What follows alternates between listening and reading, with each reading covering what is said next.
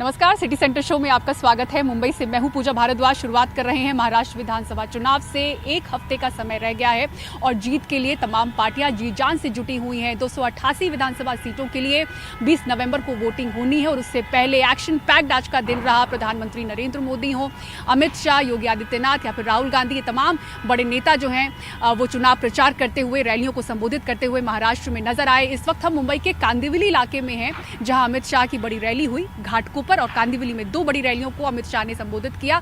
लगभग वही बातें दोनों ही रैलियों में कहते हुए नजर आए। शरद पवार पर, उद्धव ठाकरे पर, कांग्रेस पर गरजे। वक्फ कानून में बदलाव के उन्होंने दावे किए। राम मंदिर का गुणगान हुआ। सुनाते हैं आपको सबसे पहले अमित शाह ने अपने इन भाषणों में क्या कहा।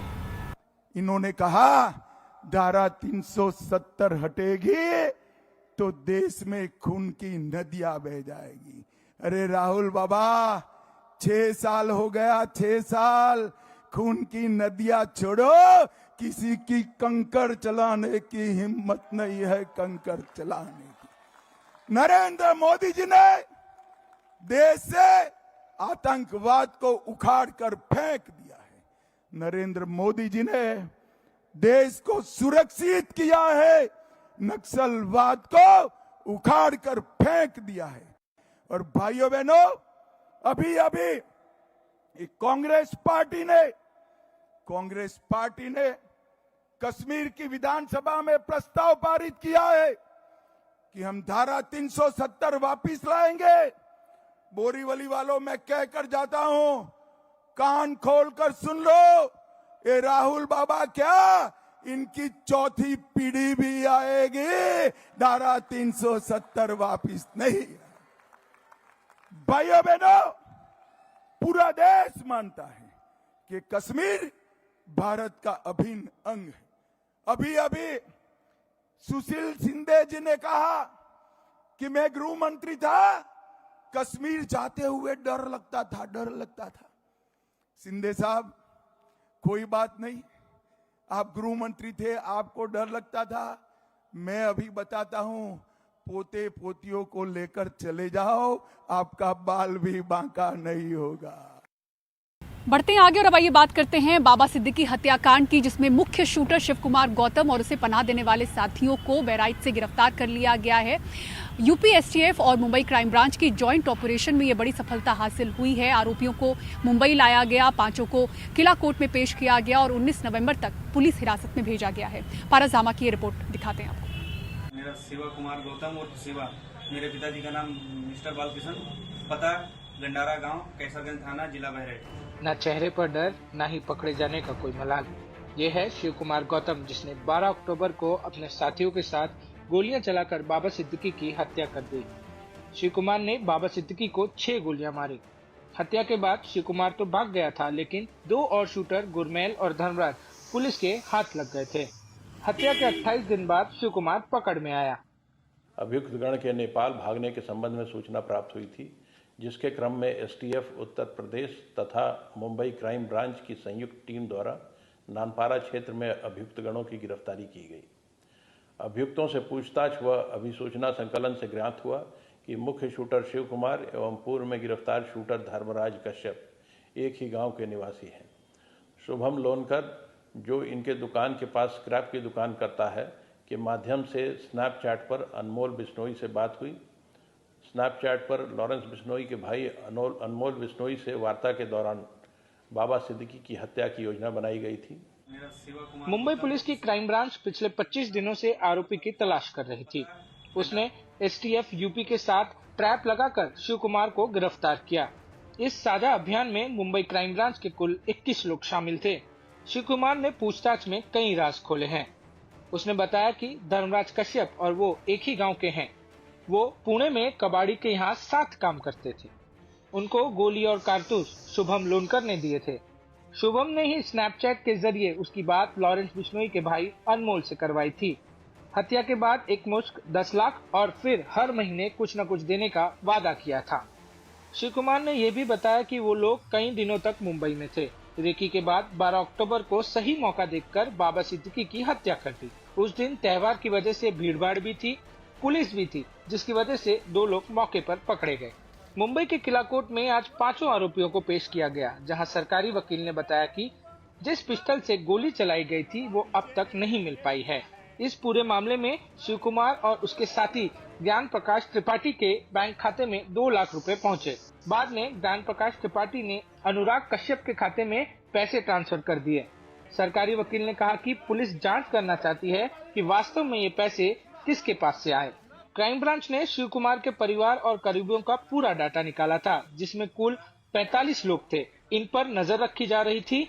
जैसे जैसे जांच आगे बढ़ी, मुंबई क्राइम ब्रांच की नजर 4 लोग पर आकर थमी जो लगातार शिव कुमार के संपर्क में थे। इन्हीं के जरिए पुलिस शिव कुमार तक पहुंची। मुंबई क्राइम ब्रांच ने शिव कुमार गौतम को पकड़ने के लिए जाल बिछाया था और 10 तारीख को उसका इंतजार किया जा रहा था कि वो बाकी के 4 आरोपी से मिलने आए। शिव कुमार गौतम के लिए उसके बगल के गांव में ही एक सेफ हाउस बनाया गया था, जहां पर वो बाकी के 4 आरोपी से अक्सर मिला करता था और वहीं पे यूपी एटीएस और मुंबई क्राइम ब्रांच ने इन 5 आरोपियों को दबोच लिया। बाबा सिद्दीकी हत्या मामले में अभी तक ये बात सामने नहीं आ पाई है कि बाबा सिद्दीकी की हत्या क्यों की गई, मगर शिव कुमार गौतम की गिरफ्तारी के बाद कई राज खुल सकते हैं।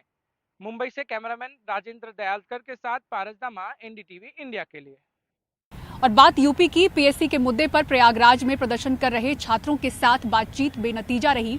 कलेक्टर और लोक सेवा आयोग सचिव ने बातचीत की, लेकिन छात्र नहीं माने। प्रदर्शन कर रहे छात्रों की मांग है कि पीसीएस और आरओ की प्रारंभिक परीक्षाओं यानी कि प्रीलिम्स को एक ही दिन में एक ही शिफ्ट में पूरा कराया जाए, न कि 2 दिनों में 2 शिफ्ट में। इसके साथ ही छात्र नॉर्मलाइजेशन प्रक्रिया का भी विरोध कर रहे हैं। हालांकि Uttar Pradesh public service commission इससे सहमत नहीं है और तारीख बदलने को तैयार नहीं है। उत्तर प्रदेश के उप मुख्यमंत्री केशव प्रसाद मौर्य ने कहा है कि सक्षम अधिकारी छात्रों की मांगों को संवेदनशीलता से सुने और समाधान निकालें। तो क्या है छात्रों के मुद्दे और मांग, इसको लेकर हमारे सहयोगी रणवीर ने छात्रों से बात की।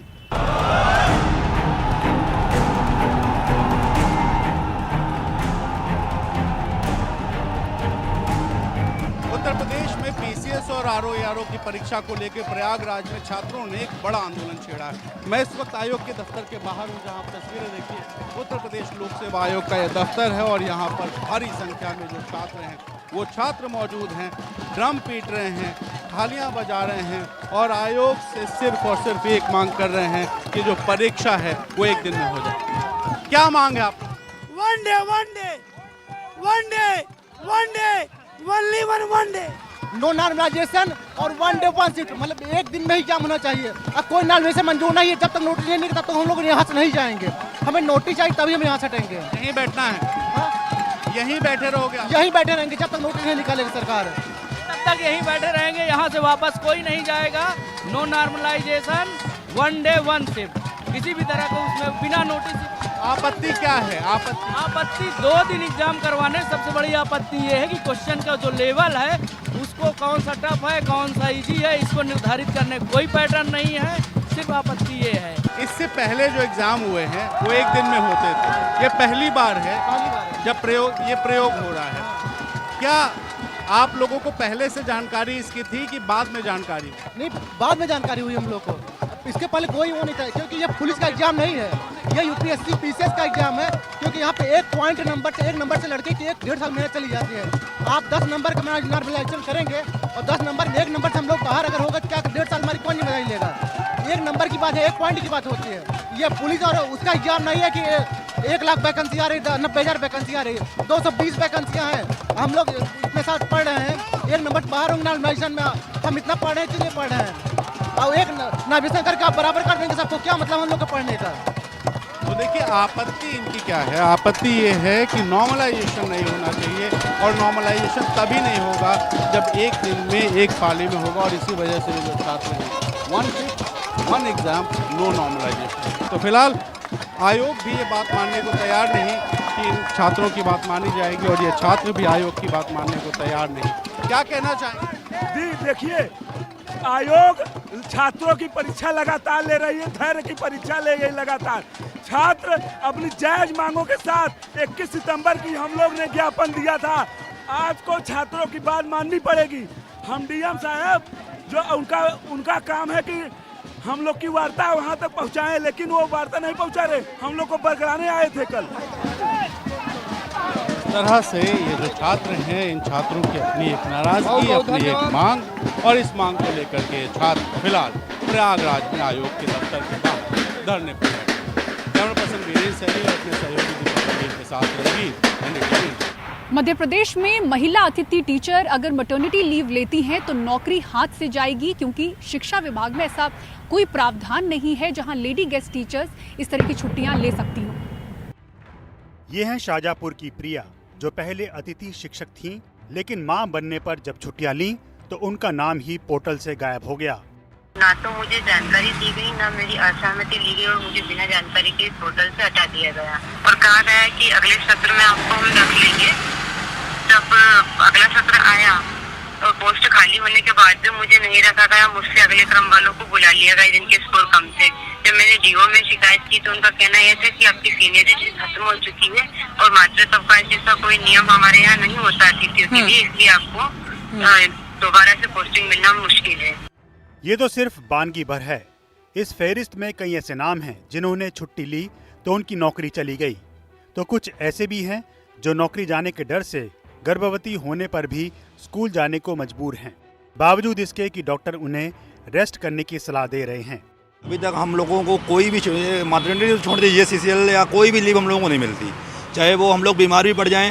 अचरज की बात यह है कि स्थायी और अस्थायी महिला टीचर दोनों एक ही काम करती हैं। बावजूद इसके मैटरनिटी लीव देने में भेद है। स्थायी महिला टीचरों को 180 दिनों की मैटरनिटी लीव मिलती है, जबकि गेस्ट टीचरों को कोई मैटरनिटी लीव नहीं मिलती। शायद ये अधिकार मध्य प्रदेश की उन महिला अतिथि शिक्षकों को नहीं मिले हैं जिन पर जिम्मेदारी तो है कि वो आने वाले समय की पीढ़ी को तैयार करें, लेकिन शायद उनको खुद के लिए समय नहीं दिया जा रहा है और ऐसे में ये महिला अतिथि शिक्षक काफ़ी ज़्यादा परेशान हो रही हैं। भोपाल से कैमरा पर्सन अभिषेक सिंह के साथ अमृतांशी जोशी, NDTV। और प्याज की कीमतें एक बार फिर रुला रही हैं। बड़े शहरों की बात करें तो कुछ हिस्सों में इसकी कीमत 100 रुपए प्रति किलो तक पहुंच चुकी है। सरकार की कड़ी नजरें बनी हुई हैं और खबर मिल रही है कि सरकार के सामने प्याज का अतिरिक्त स्टॉक खरीदने का प्रस्ताव रखा गया है ताकि रेट को नीचे लाया जा सके। दिखाते हैं आपको हिमांशु शेखर की रिपोर्ट।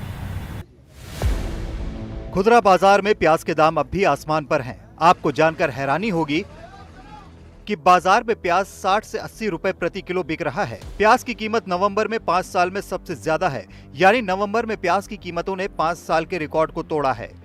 NDTV को सूत्रों से जो जानकारी मिली है उसके मुताबिक लाल प्याज के ताजा स्टॉक की खरीदी होगी। अतिरिक्त स्टॉक खरीदने का प्रस्ताव केंद्र को दिया गया है। अब आपको बताते हैं कि आखिर प्याज के दाम बढ़ क्यों रहे हैं। तो बताया जा रहा है कि त्योहारों में थोक बाजार के कई दिनों तक बंद रहने से डिमांड सप्लाई में गैप आ गया। नई फसल बाजार में नहीं आई है। केंद्र ने एक्सपोर्ट शुल्क आधा कर 20% कर दिया था, जिससे एक्सपोर्ट में बढ़ोतरी हुई है।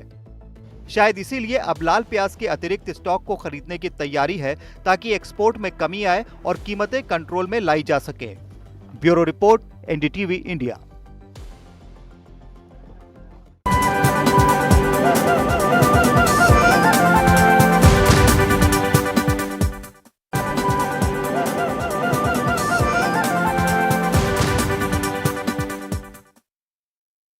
और नोएडा अंतर्राष्ट्रीय हवाई अड्डा पूरी तरह से बनकर तैयार हो गया है। अब इस पर परीक्षण उड़ान शुरू होने जा रही है, जो कि 1 महीने तक चलेगी। इसी के साथ ही जेवर एयरपोर्ट से भी उड़ान सेवा शुरू हो रही है, जिससे लोगों को काफी फायदा होगा। ये रिपोर्ट आपको दिखाते हैं।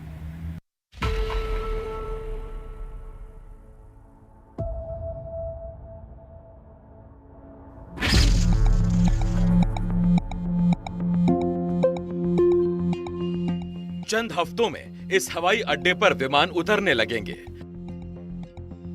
हालांकि ये ट्रायल लैंडिंग और टेक ऑफ होंगे, पर नोएडा अंतर्राष्ट्रीय हवाई अड्डे के लिए ये एक अहम दिन होगा।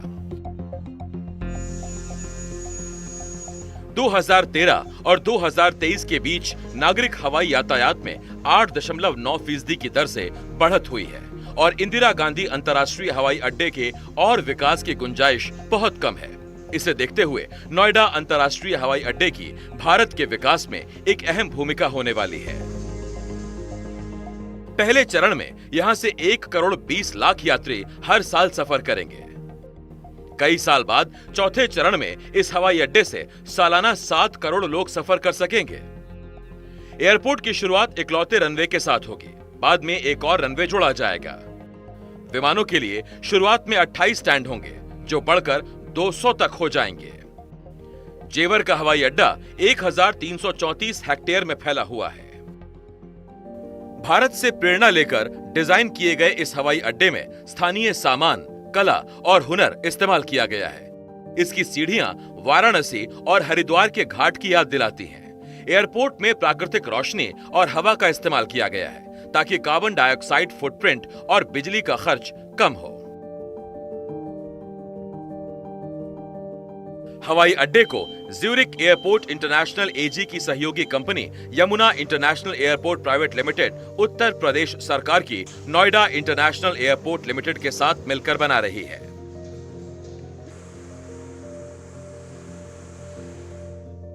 हम हवाई अड्डा परियोजना स्थल पर खड़े हैं, जो यमुना एक्सप्रेसवे से 600 से 700 मीटर की दूरी पर है, जो दिल्ली, नोएडा, ग्रेटर नोएडा से आगरा और लखनऊ की ओर जाता है।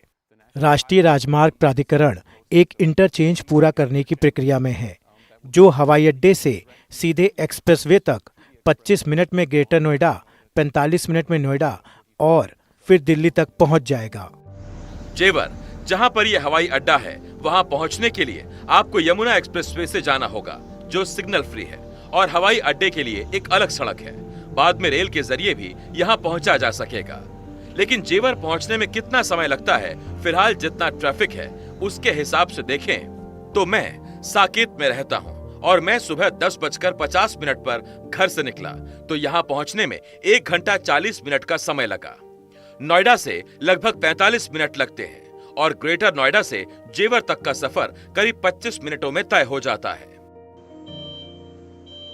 पूजा आर्या के साथ विष्णु सोम, एनडीटीवी इंडिया।